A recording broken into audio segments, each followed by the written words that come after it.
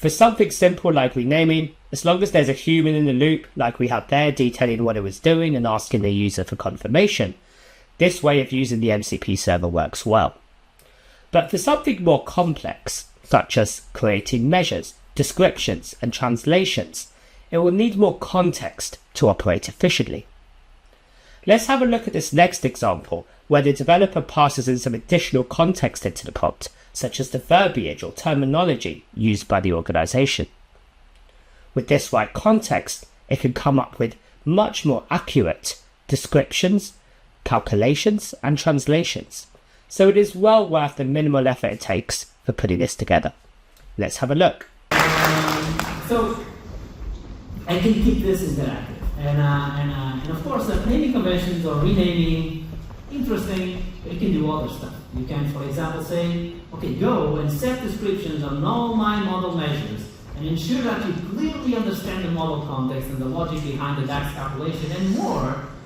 Here's some my company business verbiage, and just making sure that you put that thing in the description. Like, just to make it, and this is important, this is not like we are bullshitting this, it's because it is important to give context, because context is key with AI. Give context about my business so it generates the good descriptions for all my measures. And I give it a go, and you can just, again, see it, Power BI desktop flicking, making those changes, and I have, and putting the descriptions with good descriptions in all my measures that I can, of course, review. Another thing that is a tip, whenever we are using this, you can always ask the guy to, okay, don't do it. First, give me a plan, give me a spec, give me a document that I can review and make sure that everything is fine before. Let me know what you are going to do before you do it. This is also interesting. So I have my semantic model with my descriptions. I can even confirm if everything is set with a DAX preview and just use the info functions and confirm that I have all my descriptions in place. Now, another thing that is very, very boring in semantic model development is translations.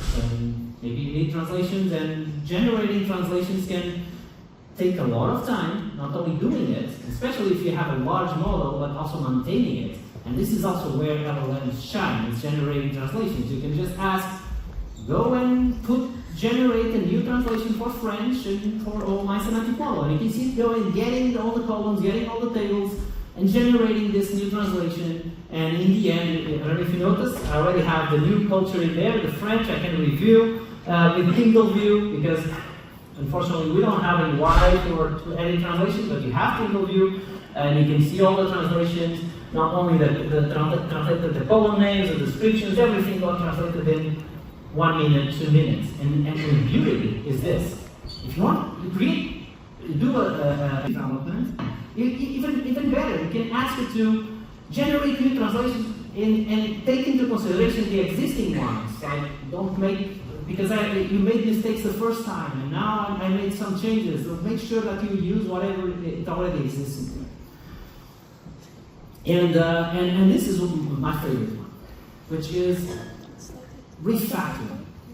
I have a semantic model. When I created the semantic model, I didn't do better, and I just created a measure for each rolling average. And now I learned about calculation groups, and now I learned about user-defined functions, and I want to refactor things. And this is a simple example. I don't have 2 measures, but I could have 4. And one of the things you can do is just ask AI to, hey, I want to refactor those measures as a calculation group. By the way, it only has 2 months, or 6 months and 12 months. Also, I want to have it do the same thing for 24, 12, and 3 months, so give it more options.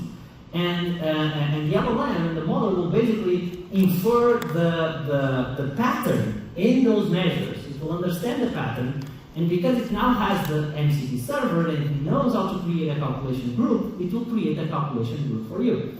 So I should have done this with user-defined functions because it's a new thing. But again, it's going to drop the measures that already exist, and it will do all this work for you. And of course, you can review, but this is the type of thing that I think AI is really good at. It's really just detecting the patterns, and I'm not asking it to create a DAX measure, which, by the way, don't look at the code, is not the best DAX guy, but even if I'm doing mistakes, it's going to replicate those mistakes. But if I'm doing the good thing, it will also replicate that good thing. So I really like this example because I know that this is something that is really painful because we are constantly evolving, and what was true today may not be true tomorrow, and you just want to refactor things, and these are the type of things that can take a lot of time. Of course, again, you should validate and you should review whatever it's creating, but it's better, especially when it's exactly the same step and exactly the same thing over and over again. It will be better not spending your time doing more interesting stuff.